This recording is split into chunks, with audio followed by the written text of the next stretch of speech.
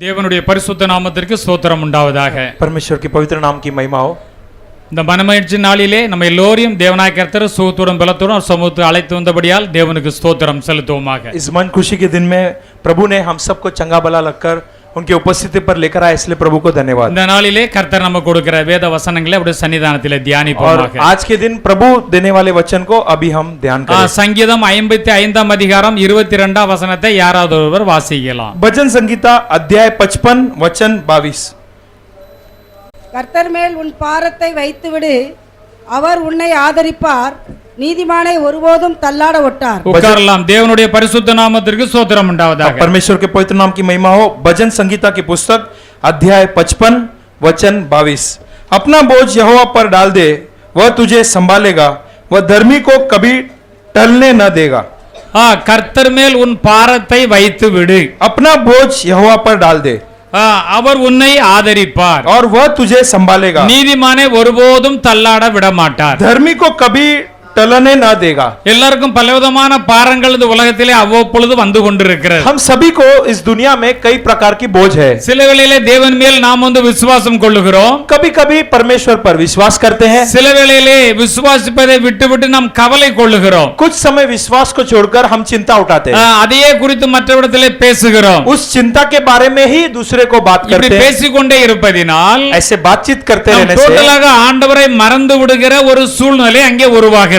पूरी तौर से प्रभु को हम भूल जाते हैं. ஆண்டவர் என்ன சொல்லுகிறார்? प्रभु क्या कहते हैं? கர்த்தர் மேல் உன் பாரத்தை நீ வைத்து விடு, अपना बोझ प्रभु पर डाल दे, அவர் உன்னை ஆதரிப்பார், वह तुझे संभालेगा, நீதிமானை ஒருபோதும் தள்ளாட விட மாட்டார். वह धर्मी को कभी टलने ना देगा. எப்பேற்பட்ட பாரங்கள் உங்களுக்கு வந்தாலும் चाहे कैसे भी बोझ आपको आ जाए, நீங்கள் ஆண்டவராய் இயேசு கிறிஸ்துவை விசுவாசித்து அவரிடத்திலே அதை ஒப்படைத்து விட்டால், प्रभु यीशु को विश्वास कर उनके ऊपर उस बोझ को डालने के बाद தேவனாய கர்த்தர் நிச்சயமாக உங்களை தள்ளாட விட மாட்டார், அதிலிருந்து உங்களை விடுதலை பண்ணுவார். और प्रभु परमेश्वर जरूर उसमें फिसलने नहीं देगा, वो तुम्हें उससे ऊपर करेगा. ஏனென்றால் அவர் சர்வ வல்லமை உள்ள தேவன், क्योंकि वो सर्व शक्तिमान प्रभु, அவர் நம்முடைய தேவன், वो हमारा प्रभु, நமக்காக பரலோகத்தை விட்டு பூலோகத்துக்கு கடந்து வந்த தேவன், हमारे लिए स्वर्ग छोड़कर पृथ्वी में आया हुआ परमेश्वर. பிதாவாகிய தேவன் கர்த்தராகிய இயேசு கிறிஸ்து நமக்காக இந்த உலகத்திலே அனுப்பி கொடுத்தார். पिता प्रभु ने अपने इकलौता पुत्र को हमारे लिए इस पृथ्वी पर भेजा. நாம் ரோமர் 8 அதிகாரம் 32 வசனத்திலே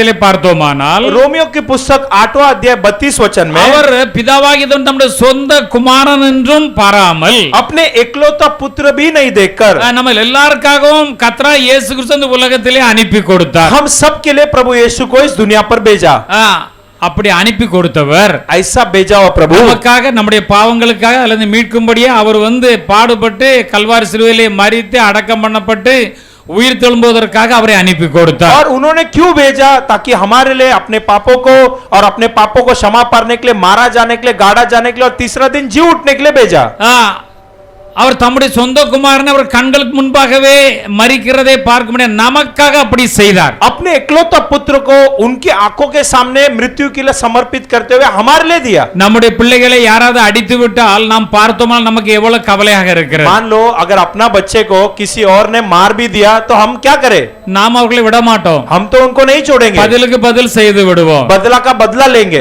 பாவிகளாய் காணப்பட்ட நம்மீதான் தேவன் அன்பு கூர்ந்து पापियों हम पर प्रभु प्रेम करके நம்மை பாவத்திலிருந்து மீட்டு ரட்சித்து அவருடைய பிள்ளைகளாய் மாற்றும்படியாய், पाप से छुटकारा देकर उनकी संतान बदलने के लिए, நமக்கு எல்லாவற்றிலும் நன்மையை செய்யும்படியாய், हर बातों में हमारे लिए भलाई करने के लिए, எல்லாவற்றையுமே ஆசீர்வதிக்கும்படியாய், सब बातों में हमें आशीर्वाद करने, சொந்த குமாரன் என்று பாராமல் அவரை நமக்காக தந்தவர், अपने इकलौता पुत्र को भी नहीं देखकर हमारे लिए देकर, அதோடு கூட மற்ற எல்லாவற்றையும் தராதிருப்பது எப்படி? तो उसके साथ बाकी सब बातें क्यों नहीं देंगे?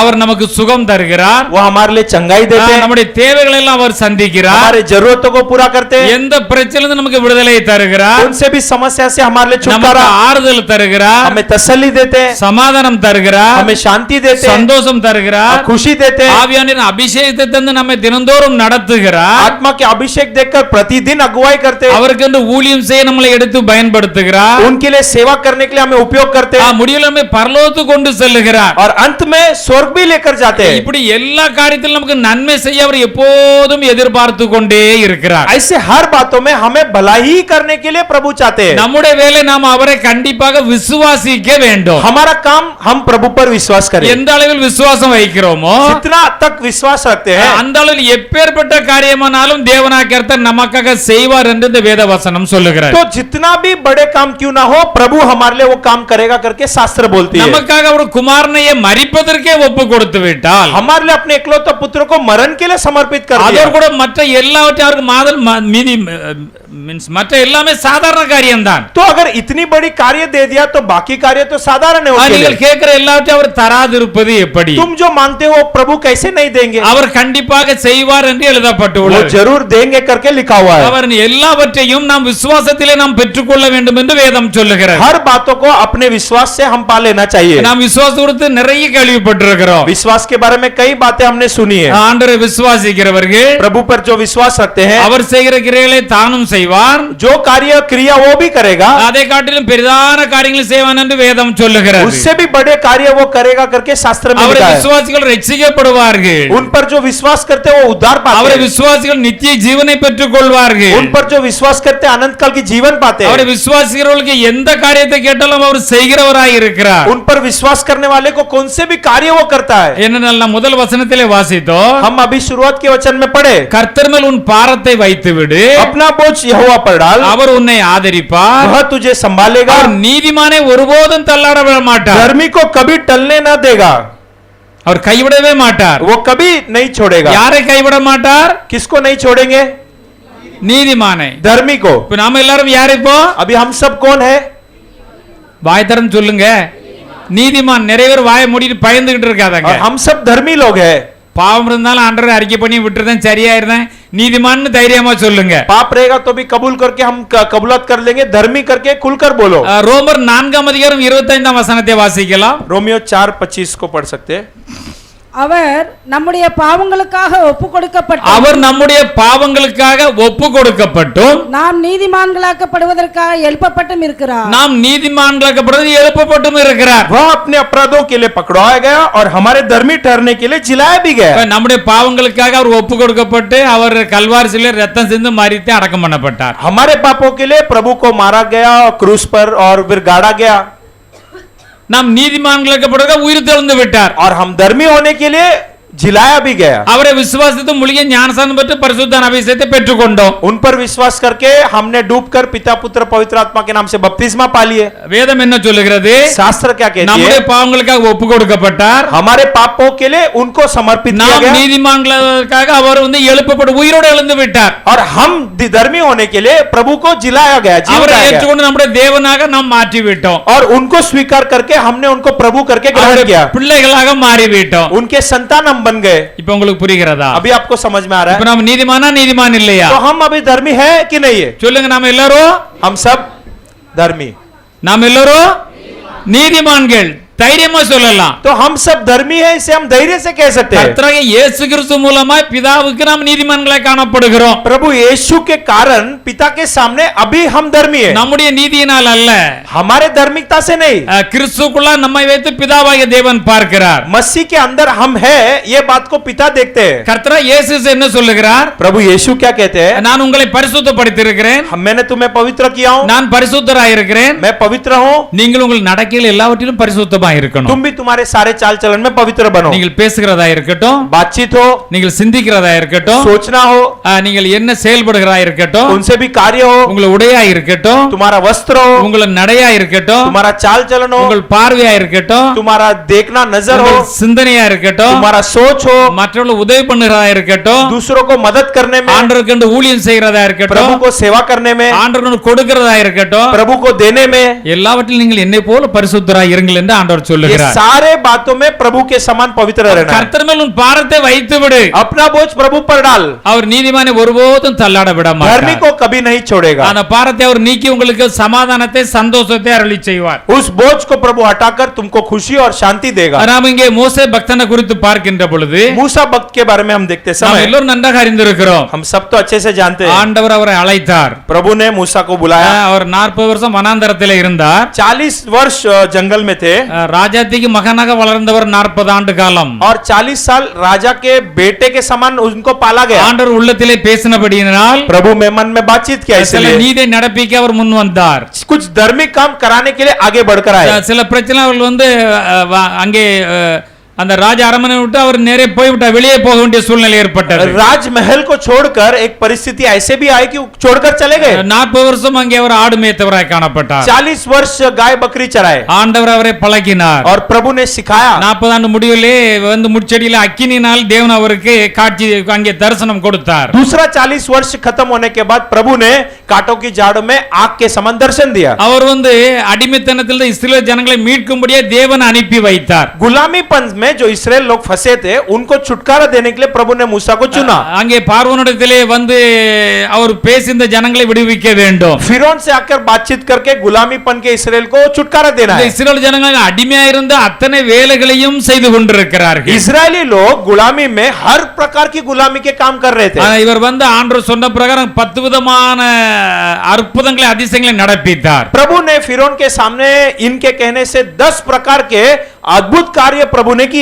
கர்த்தருடைய வல்லமை காணாமல் அந்த பார்வோன் இந்த ஜனங்களை விட மாட்டான். प्रभु के सामर्थ देखने तक फिरौन छोड़ने नहीं वाला है। ஒரு 3 அதிசயங்களை அற்புதங்களை செய்கின்ற பொழுது जब 3 अद्भुत कार्य करते समय பார்வோனுடைய மந்திரவாதிகளும் அந்த அற்புதத்தை செய்தார்கள். और फिरौन ने अपने जादू टोना करने वाले मंत्र जो है वो लोग भी उस अद्भुत को कर पाए। சில மந்திரவாதி செய்த உடனே அவன்கிட்ட கடவுள் இருக்க இவன் பெரியவன் நம்ம நினைச்சிட கூடாது. तो आप लोग भी कुछ मंत्रवादी लोग कुछ जादू टोना करने के बाद आप ऐसा मत सोचो इसके साथ परमेश्वर है। அதுக்கு பிறகு வந்து நடந்த எந்த அதிசயம் அற்புதம் மந்திரவாதிகளால் செய்ய முடியவில்லை. वो 3 अद्भुत के अलावा उसके बाद जो अद्भुत हुआ वो मंत्र वाले लोग से भी हो नहीं पाया। அங்கே பக்தனா மோசே ஆரோன் செய்த ஒரு அற்புதத்திலே எல்லா ஜனங்களுக்கும் கொப்புளங்கள் பெரிய அந்த புண்ணுகள் எல்லாம் வந்தது. और मूसा और आरोन के जो आज्ञा से उन लोग को ऐसा बड़े बड़े जो फोड़ी हो गया। அது அந்த மந்திரவாதிகளை விட்டு வைக்கவில்லை. और वो मंत्र जो करने वाले को भी नहीं छोड़ அந்த रहा था। மந்திரவாதிகளையும் அவர்கள் அது வந்து ஆட்கொண்டது. उस मंत्र करने वाले को भी वो फोड़ी आ गया। தேவனாய் கர்த்தர் பலத்த கிரியை और நடப்பித்தார். प्रभु ने सामर्थ्य काम उस दिन किए। தலை சங்காரம் நடந்தவுடன் தலைப்பிள்ளை சங்காரம் நடந்து முடிந்த और உடனே पहले पुत्र की घात होने के बाद அந்த பார்வோன் அப்பொழுதுதான் எல்லாத்தையும் நீங்க போங்கள் என்று அனுப்பினான். तभी फिरौन का मन बदला और कहा कि सब लोग जाओ। நீங்கள் போங்கள்.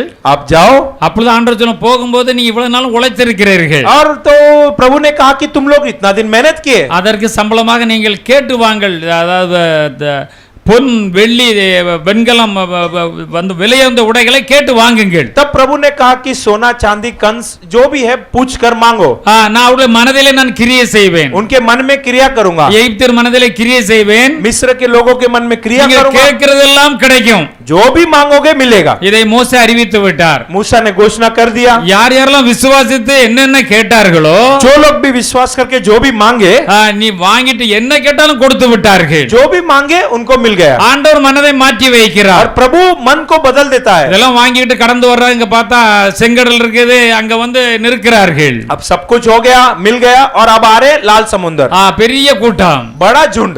பார்த்தால கிட்டத்தட்ட 20 லட்சம் 30 லட்சத்துக்கு பேர் மேல இருந்திருப்பார்கள். कम से कम 20 से 30 लाख के आसपास लोग रहा होंगे। இப்படி நிற்கின்ற பொழுது ऐसे खड़े रहते समय பார்வோன் பார்த்தான், நாம் இவர்களை விட்டுவிட்டால் நமக்கு வேலை செய்கிறது யார்? फिरौन ने देखा अगर इन लोग को छोड़ दिया तो हमारा काम कौन करेगा। இந்த வழியே தான் போனாரு. அங்க சிவந்த சமுத்திரத்துக்கு வனாந்தரம் எங்கேயும் தப்பி போக முடியாது. अब आगे से जा रहे सामने लाल समुद्र बाहर नहीं जा सकते। அப்படியே அவனுடைய சேனைகள் எல்லாம் திரட்டி கொண்டு வேகமாக கடந்து வந்தான். फिर से फिरौन ने मन को कठोर कर अपनी सेना को भेजा। நம்முடைய பாரத்தை நம்முடைய ஆண்டவரின் மேல் நாம் வைத்து விட வேண்டும். हमारा बोझ को हम प्रभु के ऊपर रखना है। அந்த ஜனங்கள் பார்த்து பயப்பட்டார்கள். लोग फिर से डरने लगे।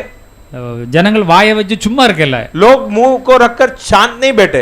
எங்களுக்கு அங்க எகிப்துல பிரேத குழி இல்லைன்னு சொல்லி அந்த சமுத்திர கரையில கொண்டு வந்தீரன்னு கேட்டார்கள். लोग ने ऐसा पूछा क्या उधर गाड़ने के लिए जगह नहीं था कि इस समुद्र के अंदर गाड़ने के लिए हमें लेकर आए। ஒரு ஊழியர் நடத்தி கொண்டு வருகிறார் என்றால் अगर एक सेवक अगुवाई करके चला रहा है அந்த ஊழியர்கிட்ட அப்ரோச் அவரோட வந்து பேச வேண்டிய ஒரு காரியமும் இருக்கிறது. तो उस सेवक को किस मकसद से या तो किस तरीके से बात करने का एक बातचीत करने का நீங்கள் तरीका है। அழைத்து கொண்டு வந்தீர்களே, आप लोग ने लेकर तो आया, நம்மை விரட்டி கொண்டு வருகிறானே, अभी पीछे कर रहा है।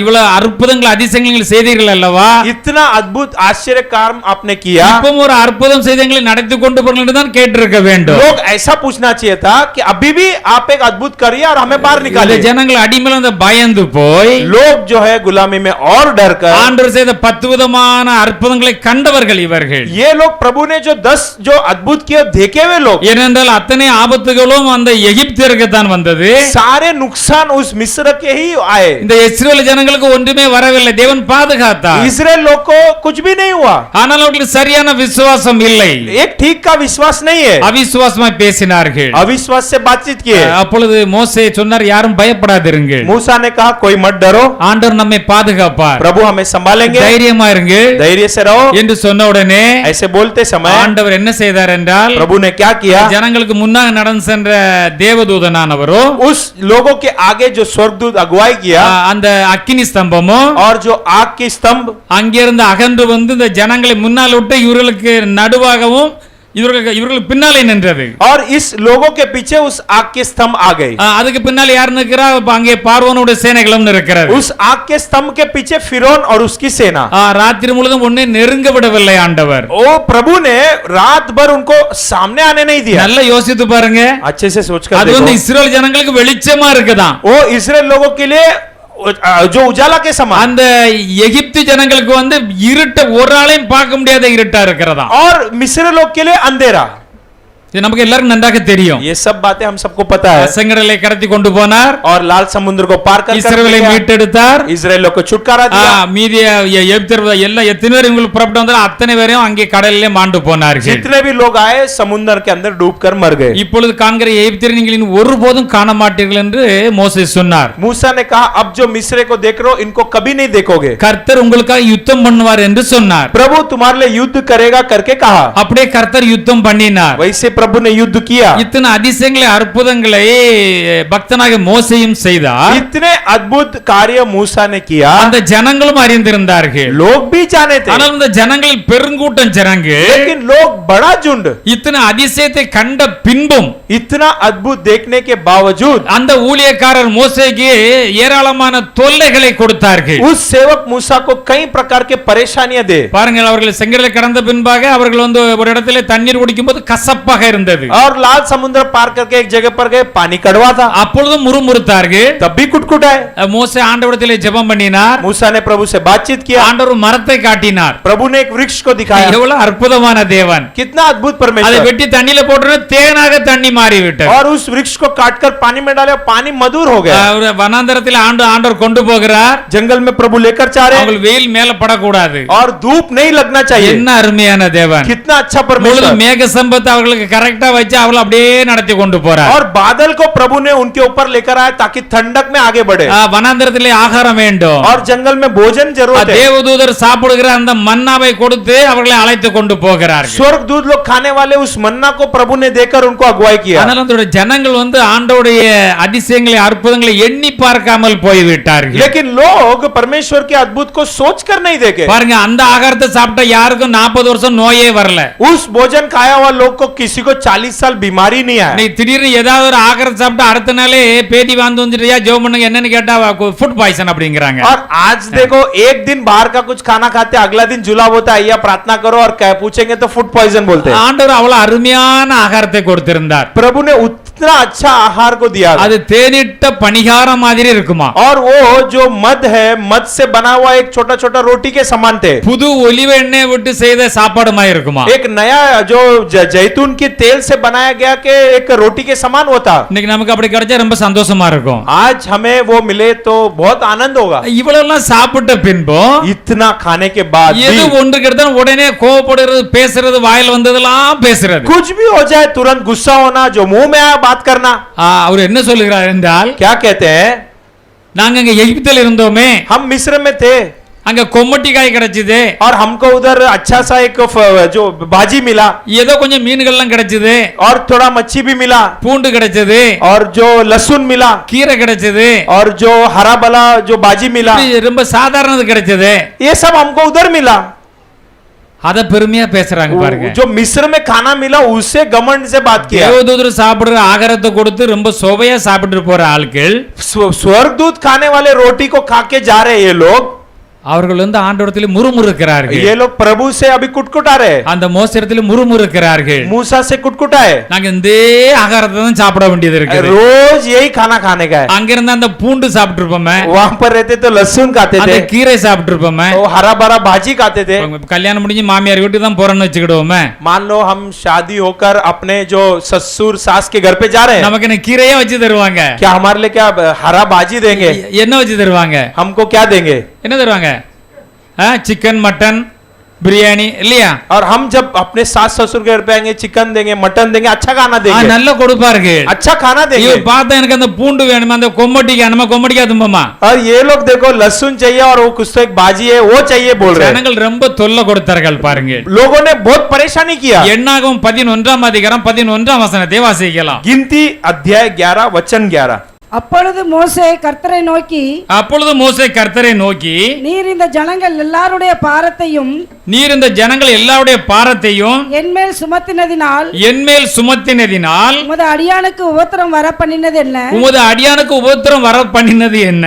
உம்முடைய கண்களில் எனக்கு கிருபை கிடையாததே போனதென்ன? உம்முடைய கண்களில் எனக்கு கிருபை கிடையாமல் போனது என்ன என்று ஒரு கேள்வியை கேட்க ஆரம்பித்து விட்டார். और यहाँ पर मूसा ने यहोवा से कहा तू अपने दास से यह बुरा व्यवहार क्यों रखता है और क्या कारण है कि मैं तेरी दृष्टि में अनुग्रह नहीं पाया कि तू इन सब लोगों को बाहर मुझ पर डाला है। அந்த ஜனங்கள் எப்போதும் முறையற்று அழுது கொண்டே இருந்தார்கள். लोग हमेशा कुटकुटाते थे, रोते थे। அது கர்த்தருடைய பார்வைக்கு மிகவும் விசனமாய் இருந்தது. प्रभु की नजर में वो अच्छा नहीं लगी। அங்கே கரையம் இல்லாம அந்த கீரை, கொம்பட்டிக்காய், வெள்ளரிக்காய், வெங்காயம் எல்லாம் சாப்பிட்டோமே, और मिस्र में जो लहसुन, कांदा और जो काकड़ी ये सब खाए, நம்முடைய உள்ள அதை நினைச்சு வாடி போகுதான். और ये सोचकर दिमाग जो है उनको अलग लग रहा है, அதை நினைச்சு வாடி போகுது பாருங்க. वो सोचकर दिमाग सूख रहा है। இதுல நமக்கு என்ன தெரியுது? इससे हमें क्या मालूम पड़ता ஆண்டவர் है? நம்ம வந்து உலகத்துல இந்த எகிப்தில் இருந்த மாதிரி பாவத்திலையும் பல விதமான பிரச்சனை சிக்கி தவித்தோம். और प्रभु हम जैसा मिस्र में हम भी पाप भरा इस मिस्र के अंदर फंसे हैं। ஒரு நல்ல ஆவிக்குரிய ஆகாரம் இல்லாமல் இருந்தோம்.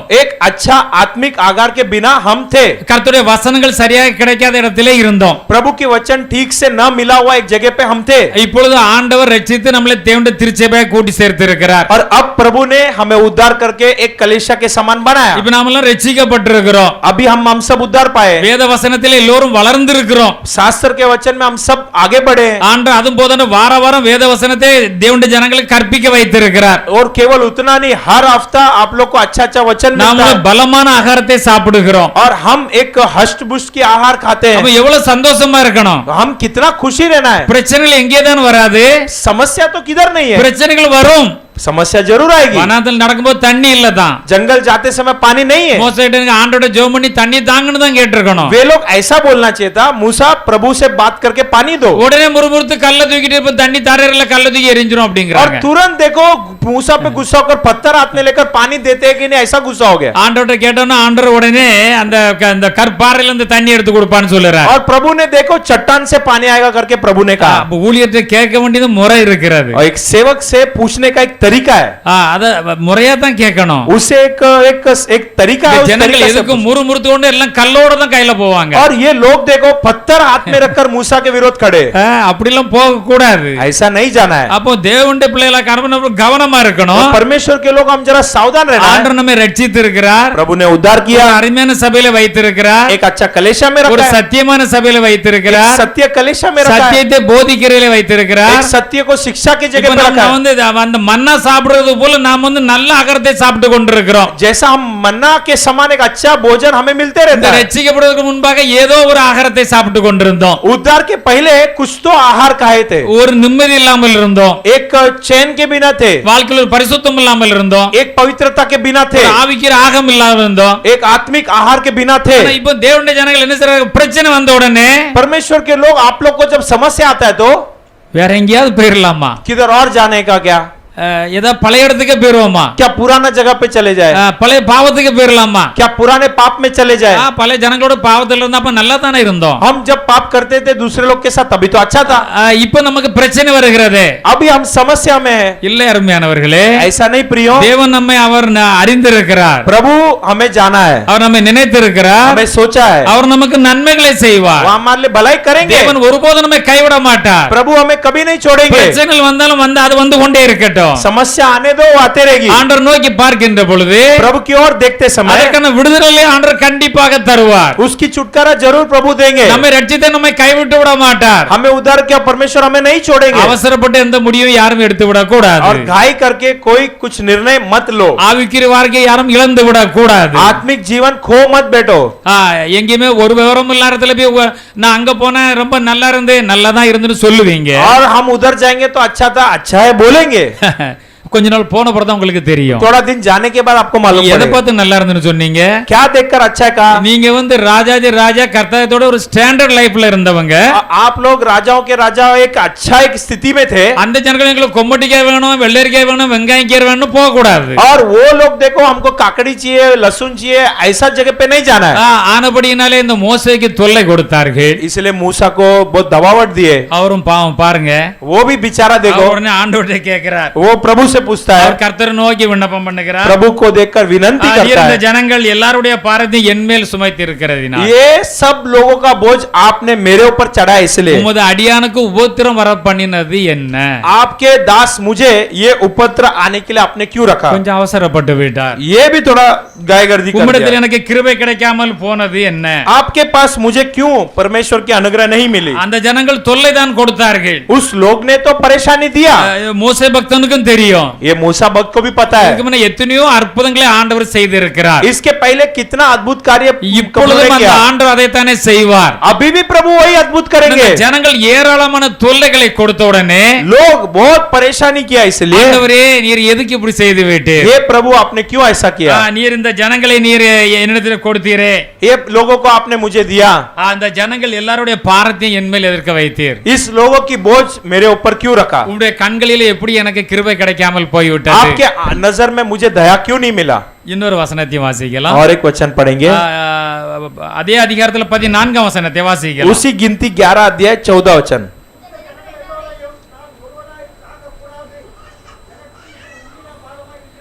இந்த ஜனங்கள் எல்லாரையும் நான் ஒருவனாய் தாங்க கூடாது, அது எனக்கு மிஞ்சின பாரமாய் இருக்கிறது. मैं अकेला इन सब लोगों का भार नहीं संभाल सकता, क्योंकि यह मेरी शक्ति के बाहर है।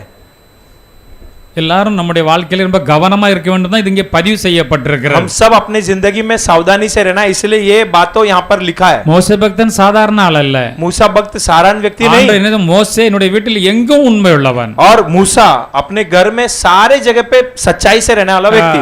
மருவமலையிலே மோசையும் எலியாவும் தான் அங்கே வந்து அதை டிஸ்கஸ் பண்ணி கொண்டிருக்கிறார்கள். रूपांतर के पर्वत में मूसा और एलिया वही लोग यीशु के साथ वहां पर डिस्कस कर रहे थे। அந்த ஊழியத்தை ஆண்டவர் வந்து அழைத்து அவருடைய கரையில அவருடைய கையில ஒப்பு கொடுத்திருந்தார். और ये उस सेवकाई को प्रभु ने उनके हाथों में समर्पित किया था। ஒரு சிச்சுவேஷன்ல இந்த ஜனங்கள் எல்லாம் நான் தான் கற்பம் தரித்தேனா என்று கூட கேட்டு விட்டார். एक ऐसे परिस्थिति है कि क्या ये लोगों को मैंने पैदा किया, ऐसा भी இவர்களை बोल दिया। பெற்றது நான் தானா என்று கேட்டு விட்டார். क्या इनको उत्पन्न मैंने किया, ऐसा भी पूछ लिया। நாம் ரட்சிப்புக்குள்ளாய் இருக்கிறோம், हम उद्धार में है, ஊழியத்தில் இருக்கிறோம், सेवकाई में है, நமக்கு பிரச்சனை வரும். हमारे लिए समस्या आएगी। ஆண்டவர் நோக்கி ஆண்டவர் இந்த ஊழியத்துக்கு என்னை கூப்பிட்டாரு, तुरंत हे प्रभु इस सेवकाई के लिए आपने बुलाया எனக்கு இந்த பிரச்சனை வருகிறது, और मुझे ये समस्या आ रहा है, எதுக்கு ஆண்டவரே ஊழியத்துக்கு அழைத்தீர்? क्यों प्रभु अपने सेवकाई में बुलाया என்னை நீர் விட்டு விடும் और मुझे छोड़ दो, என்று சொல்லி விட கூடாது. ऐसे नहीं बोलना है।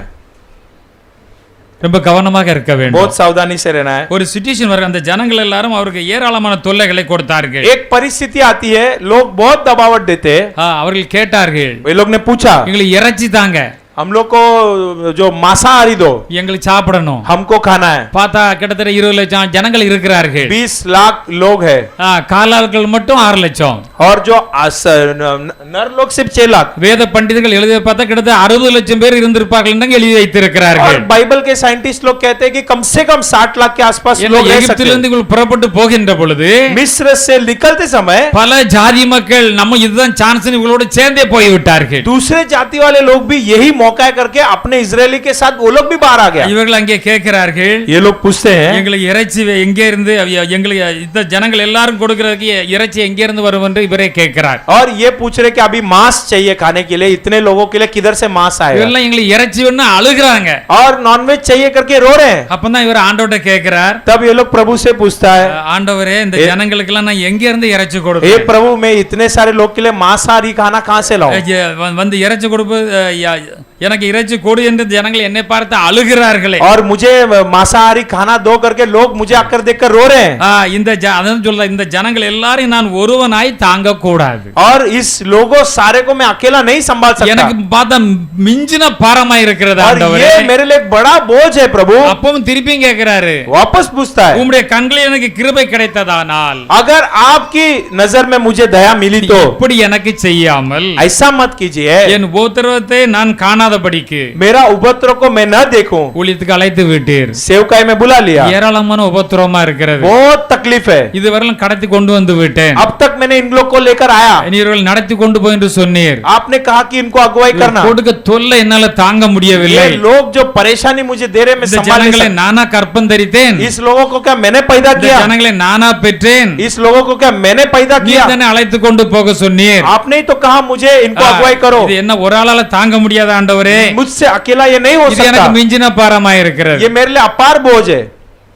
நாமளும் இப்படிதான் சொல்லிட்டு இருக்கோம் அப்ப, இல்லையா? हम भी ऐसे ही कह रहे हैं। நம்முடைய அழைச்ச தேவனுக்கு நமக்கு என்னென்ன பிரச்சனை வருதுன்னு தெரியாதோ? हमें बुलाए परमेश्वर को क्या क्या परेशानी क्या मालूम नहीं? என்னுடைய குமாரன் என்னுடைய குமாரத்திக்கு என்னென்ன பிரச்சனை இருக்குன்னு நம்முடைய ஆண்டவருக்கு தெரியாதோ? मेरा बेटा मेरा बेटी को क्या चाहिए क्या प्रभु को मालूम नहीं? அவர் கண்டிப்பாக நம்ம நடத்துகிற தேவன். वो निश्चय हमें अगुवाई करने वाला प्रभु। எந்த சூழ்நிலையில விசுவாசித்தோமானால், जो भी परिस्थिति में हम विश्वास करेंगे, விசுவாசிக்கிறவன் பதறான். विश्वास करने वाला नहीं डरेगा। பாரம் வரத்தான் செய்யும். बोझ तो आएगा, பாரத்தை தூக்கி ஆண்டவர் மேல் வைத்து விடு என்று சொல்லுகிறார். बोझ को छोड़कर प्रभु पर रख दो करके कहते இப்ப हैं। கேக்குறான், உம்முடைய கண்களில் எனக்கு வந்து கிருபை இருந்ததானால், अब मूसा पूछता है अपने आंखों में मेरे लिए दया है தயவு तो செய்து எனக்கு இப்படி செய்யாமல் ऐसा मत कीजिए, என் உபத்திரவத்தை நான் காணாதபடிக்கு मेरा उपद्रव को मैं न देखूं। இப்பொழுதே என்னை கொன்று போடும் என்று கூட கேட்டுவிட்டு, और कहता है कि अब भी मुझे मार डालो, என்னை கொன்று போட்டுரும். मुझे मार डालो। இந்த ஜனங்களை என்னால மேய்க்க முடியாது. इस लोगों को मैं चरा नहीं पा रहा हूं। நான் காட்டுல இருந்து என்ன அழைச்சு வந்தீர் जंगल से आपने मुझे चुना, என்று வேண்டிக் கொண்டான். ऐसा विनंती किया। நன்றா யோசித்து பாருங்க. अच्छे से सोच कर देखो। வாழ்க்கையில பிரச்சனைகள் வரும். மவுண்ட் மாதிரி அது வந்து குமியலாம். और जिंदगी में पहाड़ के समान परेशानी आ सकती है। அவர் அவசரப்பட்டு விட்டார். और मूसा ने घाई कर ஆண்டவர் दिया। எல்லா வல்லமையும் கொடுத்திருந்தார் அவருக்கு. प्रभु ने सारे सामर्थ उनको அவர் दिया, மேல் தம்முடைய ஆவியை வைத்திருந்தார். उनके ऊपर अपने आत्मा को रखा था। செங்கடலே உன்னுடைய கோலை நீட்டி ரெண்டாக பிளந்து விடு என்றார். और लाल समुद्र को अपना लाठी बढ़ाया, लाल समुद्र दो हुआ। எகிப்திலே 10க்கு அதிகமான அதிசயங்களை நடப்பித்தவர்கள். मिस्र में 10 से भी बढ़कर अद्भुत आश्चर्य कार्य किया। அதை சற்று திரும்பி பார்க்க கொஞ்சம் தவறி விட்டார். उससे थोड़ा पीछे जाकर सोचने के लिए भूल ஏராளமான गए। பிரச்சனைகள் இதை பார்க்கின்ற பொழுது इसे देखते समय நம்முடைய வாழ்க்கையில ஏராளமான பிரச்சனைகள் வரலாம். हमारे जिंदगी में भी कई तकलीफ आ सकती தாங்க है। முடியாத பிரச்சனை போல காணப்படலாம். सह नहीं सकते हैं वैसे परेशानी भी आ सकती है। தப்புவோமா தப்ப மாட்டாமா அப்படிங்கிற ஒரு சிந்தனை கூட வரலாம். क्या इसमें बच निकले या नहीं, वैसे भी सोच ஆனா आएगी। தேவனுடைய பிள்ளைகளாகிய நமக்கு लेकिन परमेश्वर के संतान हमें ஆண்டவர் இதை உணர்த்தி காண்பிக்கிறார். प्रभु इसे सुन दिलाते हैं। அப்படி அவசரப்பட்டு விட கூடாது. ऐसे जल्दबाज नहीं करना है। பாருங்க, நானா கற்பம் தரித்தேன், क्या मैं पैदा किया? நானார்களை பெற்றேன், क्या मैं इनको पेट में पाला? என்னை நீர் கொன்று விடும். मुझे घात कर दो। இப்படி கேட்கலாமா ஆண்டவர்கிட்ட? क्या ऐसा मूसा पूछना चाहिए था? கேட்கலாமா? क्या ऐसा पूछ கேட்கவே கூடாது. ऐसा पूछना ही नहीं चाहिए। இது ஏன் இப்ப பிரசங்கிக்கம்னா, ये क्यों अभी संदेश दे रहे ஒரு हैं? காரியம் நடந்திருக்கு, இங்க எழுதி வைக்கப்பட்டிருக்கிறது. अगर शास्त्र में एक कार्य लिख के रखा है तो நமக்கு இப்படி நெருக்கடிகள் பிரச்சனைகள் பெரிய பிரச்சனைகள் வந்தாலும் हमारे भी बड़े बड़े समस्या आएगा तो भी வாயை திறந்து தேவையில்லாத வார்த்தை பேசிட கூடாது. मुंह खोलकर ना जरूरत की बात को नहीं बोलना है। அதற்காகவும் வாயை திறந்து தேவனை துதிக்கலாம். उसके लिए प्रभु को मुंह खोलकर स्तुति कर सकते ஆனா हैं। இவ்வளவு பெரிய பாரமாக இருக்கிறதே, इतना बड़ा बोझ இதை நான் உம்மேல் வைத்து விடுகிறேன். ये इस बोझ को मैं आप पर रखता நீர் हूँ। நீதிமானை தள்ளாட விடமாட்டேன் என்று சொல்லி இருக்கிறீர். आपने कहा कि धर्मी को कभी आप फिसलने न என்னை देंगे। நீர் நீதிமானாய் மாற்றி இருக்கிறீர். मुझे आपने धर्मी बनाया, இதுல கண்டிப்பா எனக்கு விடுதலை தர வேண்டும். जरूर इसमें आप मुझे छुटकारा இதை दो। ஜெபித்து விசுவாசத்தை அவரிடத்தில் ஒப்படைத்து விட்டோமானால் ऐसा प्रार्थना करके विश्वास करके उनके हाथों में समर्पित करते तो கண்டிப்பாக நம்மை அவரை விடுதலை செய்து விடுவார். जरूर वो हमें छुटकारा देंगे। இவர் சொல்லிவிட்டார், என்னால முடியாதுன்னு சொன்ன और உடனே मूसा ने कह दिया मेरे से हो नहीं सकता है। அப்பொழுது அவர் என்ன சொன்னார்? तब उन्होंने क्या कहा? சொன்னார், அந்த மூப்பர்கள் 70 பேரை கூட்டு என்று சொன்னார். और जो मुखियों 70 लोग को बुला करके நீ कहा, நீ ஒரு ஆளா அந்த பாரத்தை சுமக்காண்டாம்ப்பா. ये तू अकेला मत उठा बोझ। இப்ப நான் தான் ஊழியக்காரனா இருக்க வைத்து கூடவுமே. मान लो मैं इधर का सेवक हूँ, எனக்கு ஆண்டவர் ஒரு விசேஷ அபிஷேகத்தை தந்திருக்கிறார். मेरे लिए प्रभु ने एक विशेष अभिषेक दिया है। என்னை விசேஷமா அபிஷேகித்து இருக்கிறார். एक विशेष अभिषेक मुझे दिया है பாவ மன்னிப்பவர் என்னை விசேஷமா அபிஷேகித்து और இருக்கிறார். पाप का जो कबूल करने का वो अधिकार भी दिया இந்த है। அபிஷேகத்தை பற்றின விவரம் எனக்கு நன்றாக தெரிந்திருக்க வேண்டும். इस अभिषेक का मकसद और विवरण मुझे पता होना ஆண்டவரால் चाहिए எல்லாவற்றையும் நான் சமாளிக்க முடியும். और प्रभु से मैं सब कुछ सह सकता हूँ। ஆண்டவரால் எல்லா ஊழியத்தையும் நான் செய்ய முடியும். प्रभु से मैं सब सेवकाई कर सकता என்னை हूँ பலப்படுத்துற கிறிஸ்துவினாலே எல்லாவற்றையும் செய்ய முடியும். क्योंकि मुझे बलवंत करने वाला मसीह से सब कुछ हो सकता அந்த है। ஆவியானவர் என்னிலிருந்து அந்த ஊழியத்தை செய்கிறார். वो आत्मा परमेश्वर मेरे में से उस सेवकाई करता அப்ப है। நான் நன்றாக அறிந்திருக்க வேண்டும். इससे मैं अच्छे से समझ लेना चाहिए। தலைக்கு முந்தின பாரம் வந்த உடனே நான் உடனே பயந்து போய் ஆண்டவரே இந்த ஊழியம் வேண்டாம்னு சொல்லிட கூடாது. सर के ऊपर बोझ आ गया तो डर कर हे प्रभु ये सेवकाई नहीं चाहिए, ऐसा नहीं बोलना है। ஊழியத்துக்கு வர முன்னால நாம கவனமா தான் ஊழியத்துக்கு வர வேண்டும். सेवकाई में अगर आना है तो सावधानी से सेवकाई में आना। ஆண்டவருடைய அழைப்பு நமக்கு சரியாக இருக்க வேண்டும். प्रभु की बुलावट ठीक बुलावट होना चाहिए। ஆண்டவருடைய அழைப்பு சரியாக இருந்தால்தான் अगर प्रभु की बुलावट ठीक रहेगा இந்த तो ஊழியத்தை ही நாம் செய்ய முடியும். तभी ये सेवा कर सकते हैं। ஆரோனை போல் அழைக்கப்பட்டால் ஒழிய आरोन के समान नहीं बुलाया तब எப்படி ஆண்டவர் ஊழியத்துக்கு அழைக்கிறாரோ जैसा प्रभु सेवकाई के लिए बुलाते हैं யார் இந்த ஊழியத்துக்கு தானா ஏற்பட்டு விட முடியாது. कोई भी मनमानी सेवकाई में आ नहीं सकते। அப்படி ஏற்பட்டால் अगर ऐसे आ गए பேரளவிலே ஊழியர்களாய் இருப்போம். और एक बॉडी डेड बॉडी के समान सेवक रहेंगे। தேவன் அபிஷேகங்களில் இருந்தால் தான் அது கிரியை செய்யும். प्रभु ने अभिषेक किया, अभिषेक रहेगा तो ही सेवकाई ஒரு होगा। பெரிய அபிஷேகம் பெற்ற ஊழியரே கொஞ்சம் தடுமாடி விட்டார். इतना बड़ा अभिषेक पाया सेवक ही थोड़ा फिसल गया इधर। ஆண்டவர் என்ன சொன்னார்? நீ 70 பேரை கூட்டுப்பா.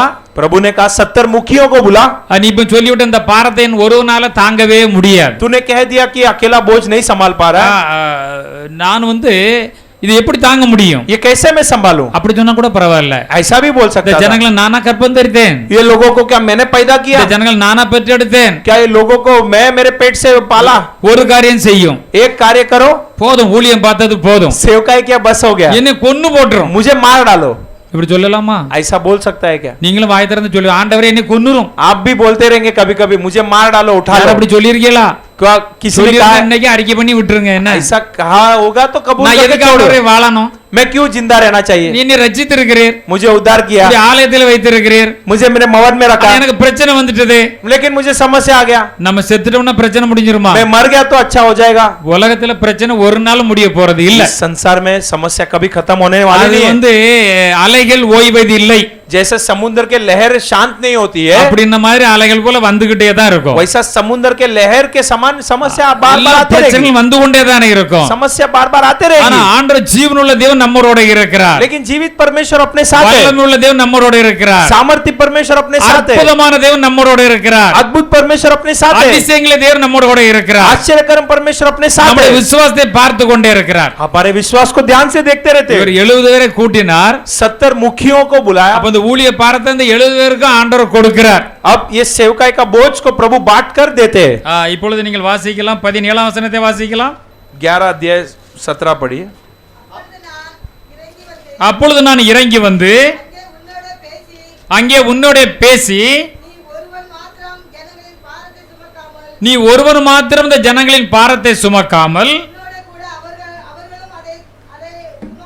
உன்னோடு கூட அவர்களும் அதை சுமப்பதற்காக உன்மேல் இருக்கிற ஆவியை அவர்கள் மேல் வைப்பேன். நன்றாக ஆராய்ந்து பாருங்கள். अच्छे से स्मरण कीजिए।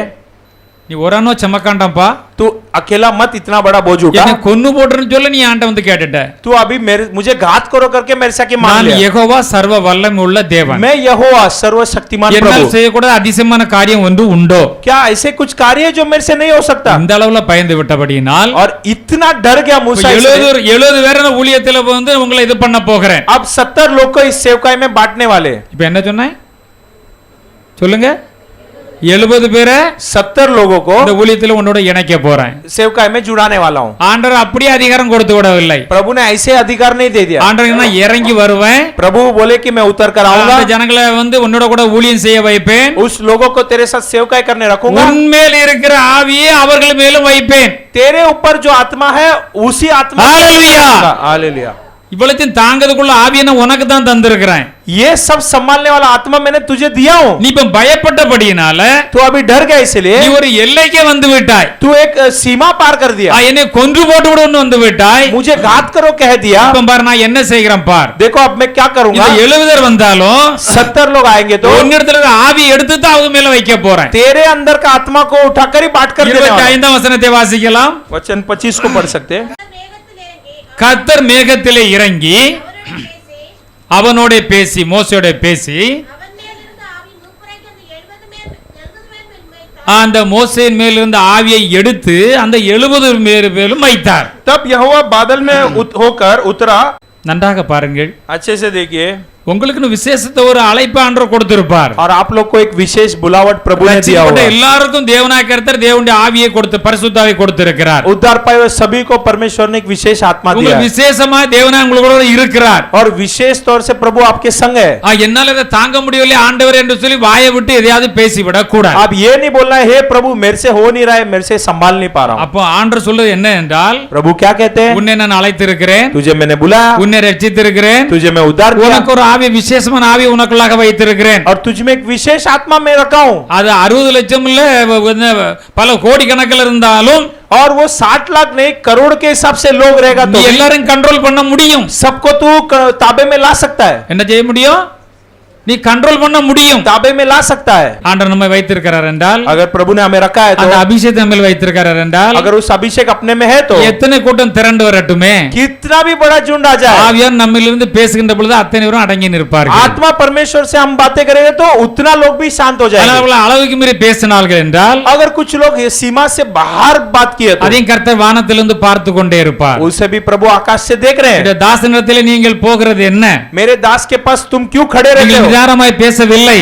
और तुम ज्ञानी से नहीं बात அது किए, தேவனுக்கு கோபத்தை वो உண்டாக்கும் परमेश्वर को गुस्सा दिलाएगा। அப்ப எல்லாத்திலும் இப்ப நாம இதெல்லாம் கற்று தெரிஞ்சனால தான் கொஞ்சம் அமைதியா நாம வந்து இதை எப்படி டீல் பண்ண வேண்டும் और हम ये सब सीखे हैं, इसलिए शांति से इसका डीलिंग करना है। ஆண்டவர் நமக்கு அதை வைத்திருக்கிறார் என்றால் और प्रभु हमें इसलिए रखा है तो அந்த ஆண்டவர் நமக்கு அந்த கிருபையை தந்திருக்கிறார் என்றால் वो परमेश्वर वो अनुग्रह दिया है तो அவர் கண்டிப்பாக செய்வார் वो जरूर करेंगे। இதை பாருங்க ஒரு அவசரப்பட்டு கேட்டபடியினால घाई गर्दी करके पूछा इसलिए இவர்கிட்ட இருந்து எடுத்த வல்லமே தான் எல்லாருக்கும் கொடுத்திருக்குது मूसा के पास जो आत्मा था उसको ही निकाल कर உங்களுக்கு बांटा। எல்லாருக்கும் புரியுதா आप सबको पता चल இந்த रहा है 70 பேரே தேவையில்லை 70 लोग की जरूरत ही नहीं है। அவர் மோசையால எல்லாத்தையும் கண்ட்ரோல் பண்ண முடிஞ்சிருக்கும் मूसा से सबको ताबे में ला सकता था, ஜனங்கள் வந்து ஏராளமான இதுகளை தொல்லைகளை கொடுத்து விட்டார்கள் लेकिन लोग बहुत दबाव और प्रेशर दिया इसलिए। அப்ப ஆண்டவர் சொல்லுகிறார் तो प्रभु कहते हैं நான் இவர்களுக்கு இறைச்சி கொடுப்பேன் मैं इनको मांसाहारी खाना दूंगा। அப்பவும் இந்த மோசை என்ன சொல்ல என்னோட இருக்க காலாட்கள் அதாவது போர் வீரர்கள் और तभी मूसा कहते कि जो सैनिक लोग हैं 6 லட்சம் பேர் 6 लाख सैनिक, ஒரு மாதம் முழுவதும் புசிக்கும்படி அவர்களை இறைச்சி கொடுப்பேன் என்று சொல்லுகிறீரே आप कहते कि एक महीना खाने जैसा मांसाहारी खाना देंगे। ஆண்டவர் கேட்டார் प्रभु ने पूछा என்னப்பா வந்து ஒரு நாளைக்கு போதுமா அல்லது 100 ஒரு நாளைக்கு போகுமா 2 நாளைக்கு போகணுமா 50 நாளைக்கு போகணுமா 100 நாளைக்கு வேணுமா ஒரு மாசம் வரை சாப்பிடுங்கன்னு ஆண்டவர் சொன்னார் और प्रभु ने कहा कि एक दिन के लिए चाहिए क्या एक हफ्ते के लिए चाहिए कि तो एक महीना खा सकता उतना நீ देता हूं। ஆண்டவருடைய வல்லமை என்ன நினைத்து கொண்டாய் तू प्रभु का सामर्थ क्या सोचता है? ஆண்டவரே இவ்வளவு லட்சமா இருக்க இவ்வளவு ஆகாரம் இறைச்சி கொடுப்பேன் என்று சொன்னீரே हे प्रभु लाखों के हिसाब से लोग हैं, आपने कहा मांसाहारी खाना दूंगा। நன்றா கவனியுங்கள் अच्छे से समझो, ஆடு மாடுகளை அவர்களுக்கு அடித்தாலும் अगर जो गाय और जो भैंस है इनको मारेगा तो भी அவர்களுக்கு போதுமா क्या उनको काफी है? சமுத்திரத்தில் உள்ள எல்லா மச்சங்களும் சமுத்திரத்தில் அவ்வளவு மீனையும் பிடிச்சு கொண்டு வந்தாலும் अगर समुद्र के अंदर जितने भी मछलियां है वो मछली को पकड़कर लाया तो भी, அவர்களுக்கு போதுமா என்றான். क्या ये पूरेगा इन लोगों இதெல்லாம் நடக்கக்கூடியதா ஆண்டவரே? को? ये सब होने वाला है.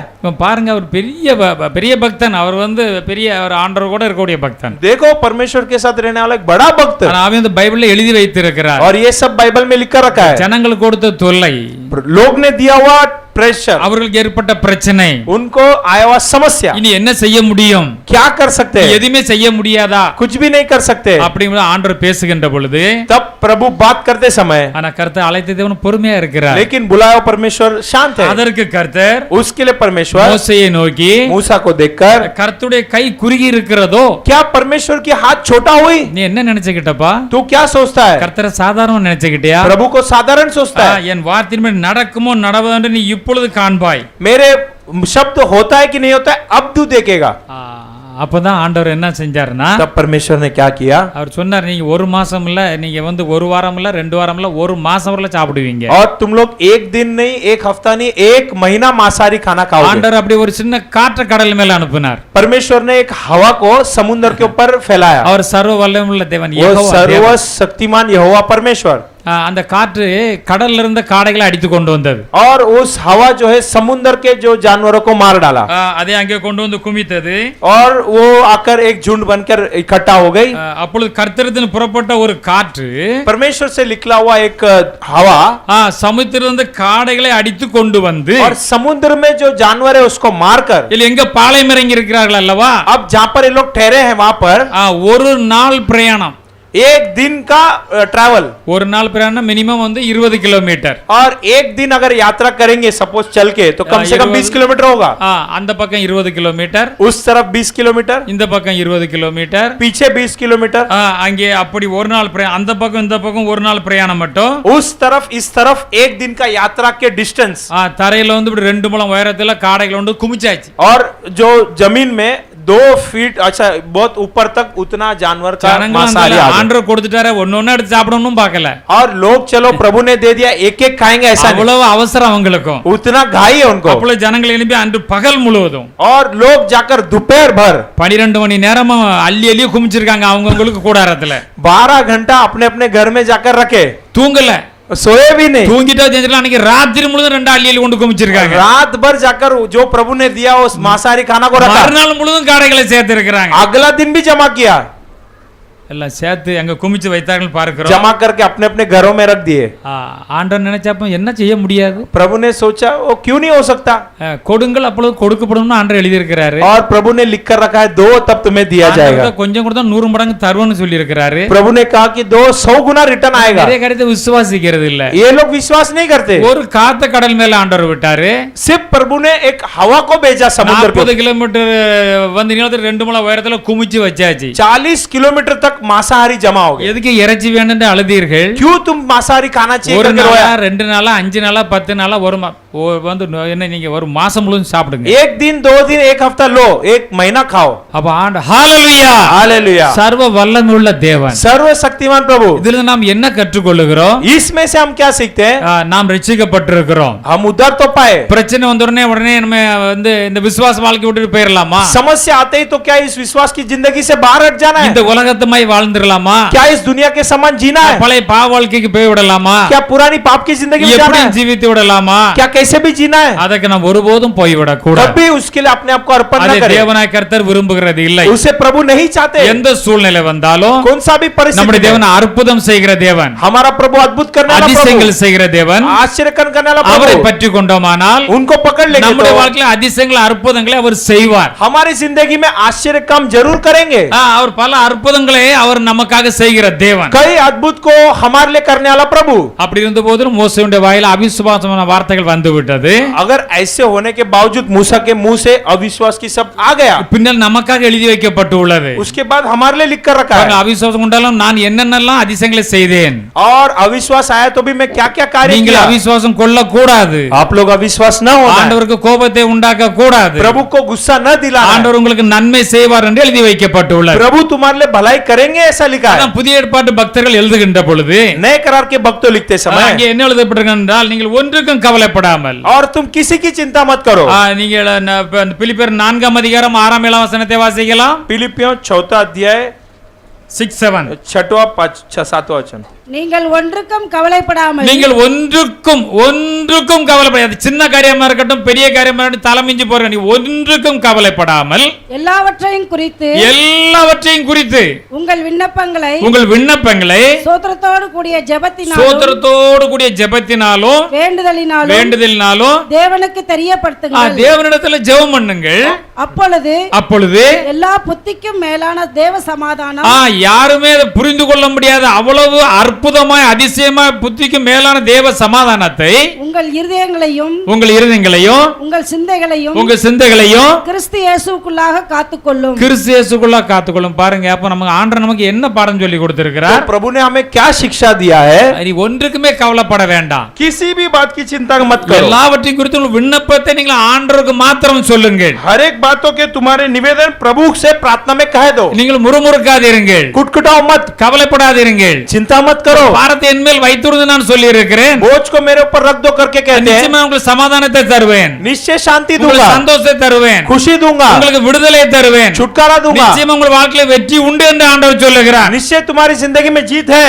1 பேதுரு 5ஆம் அதிகாரம் 7ஆம் வசனத்தை வாசிக்கலாம். पहला पत्रस 5:7 को पढ़े। அவர் உங்களை விசாரிக்கிறவர் ஆனபடியால், அவர் உங்களை, நம்முடைய ஆண்டவர் நம் ஒவ்வொருவரையும் விசாரிக்கிறவர் ஆனபடியால் உங்கள் கவலைகளை எல்லாம் அவர் மேல் வைத்து விடுங்கள். உங்கள் கவலைகளை எல்லாம் அவர் மேல் வைத்து விடுங்கள் என்று எழுதப்பட்டுள்ளது. अपनी सारी चिंता उसी पर डाल दो क्योंकि उसको तुम्हारा ध्यान है। எப்பேற்பட்ட பாரமா இருக்கட்டும், कोई सा भी बोझ हो, எப்படிப்பட்ட கவலை உங்களுக்கு கொண்டு வரதா இருக்கட்டும், कैसा भी चिंता हो, உங்கள் கவலைகள் எல்லாம் நீங்கள் அவர் மேல் வைத்து விடுங்கள். अपने सारे चिंता को उनके ऊपर रख दो। அவர் உங்களை விசாரிக்கிறார். அப்படியே ஒவ்வொரு நிமிஷம் உங்களை எதிர்பார்த்துக்கிட்டே இருக்கிறார். प्रत्येक क्षण वो तुम्हें ध्यान देते रहते हैं। காலைதோறும் நம்முடைய அன்பா இருக்கிறது வந்து காத்து நிற்கிறார். और सुबह सुबह प्रभु प्रेमी से देख रहे हमें। என் புறாவே, और हे मेरी कबूतर, என் உத்தமியே, मेरी पवित्र, உன் முகரூபத்தை எனக்கு காட்டு, तेरे मुख को दिखा, நான் உன்னோட பேசட்டும், मैं तेरे से बात करना है, உன்னுடைய மகிழ்ந்து இருக்கட்டும். तेरे से आनंद होना है। நம்ம போற இழுத்து மூடிட்டு ஆண்டவர் முகத்தை காட்டாம இன்னும் கொஞ்சம் தூங்கிட்டு இருக்கோம். हम चद्दर को ओढ़कर और थोड़ा सोते रहते। கொஞ்சம் பொறுத்து ஜெபம் பண்ணலாம்,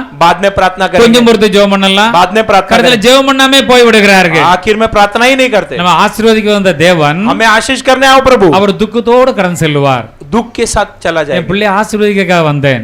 मेरे बच्चे को आशीष करने आया। நம்ம எல்லாம் பெற்றோர்களுக்கு தெரியும், हम सब माता पिता को நீங்கள் पता है। பிரயாசப்பட்டு பெண்கள் எல்லாரும் ஆகாரத்தை ரெடி பண்ணி வைத்திருப்பார்கள். और आप लेडीज लोग कितना कष्ट करके खाना बनाते हैं। இவங்க காலேஜுக்கு போற அவசரத்துல और कॉलेज जाने के घाई गर्दी में ஒண்ணு சாப்பிட முடியாண்டு போய்விடுவார்கள். और कभी कभी लड़के लोग बोल देंगे कि घाई अभी मुझे नहीं चाहिए। அல்லது ஒரு சப்பாத்தி உருட்டி பஸ் பிடிக்க போறதுல வாயில சென்று போறன போய் விடுவார்கள். और कभी कभी चपाती को ऐसे मुंह में रख के भाग जाते हैं। அந்த அம்மா அந்த அப்பா கிட்ட உட்கார்ந்து ரொம்ப துக்கமா பிள்ளை சாப்பிடாம போறானே, फिर वो माता पिता सोचते हैं कि इतना खाना बनाया और खाना खाए भी ना அந்த जा रहा। கவலையில இவங்களும் சாப்பிடாம இருந்து விடுவார்கள். उस चिंता में ये लोग भी नहीं खाते। நம்முடைய ஆண்டவரும் அப்படித்தான். हमारा प्रभु भी ऐसे ही நம்மளை சுமந்து கொண்டு போகிற தேவன் அவர். हमें उठाकर लेके जाने நம்முடைய वाला प्रभु, அன்புக்காக ஏங்குகிற தேவன். हमारा प्रेम के लिए तरसने वाला प्रभु, நம்மளை இந்த உலகத்துல சிருஷ்டித்திருக்கிறார். हमें इस दुनिया में सृष्टि किया அவருடைய है, பிள்ளைகளா சிருஷ்டித்திருக்கிறார். उनके संतान बनाया, நம்மோடு பேசுவதற்கு, हमसे बात करने, அன்பை உறவாடுவதற்கு, प्रेम से रहने। அப்ப நம்ம அவரை பற்றி கொள்ள வேண்டும். तो हम उनको पकड़ लेना है। அதான் என்ன சொல்றேன், அவர் உங்களை விசாரிக்கிறானபடினாலே वो तुम्हें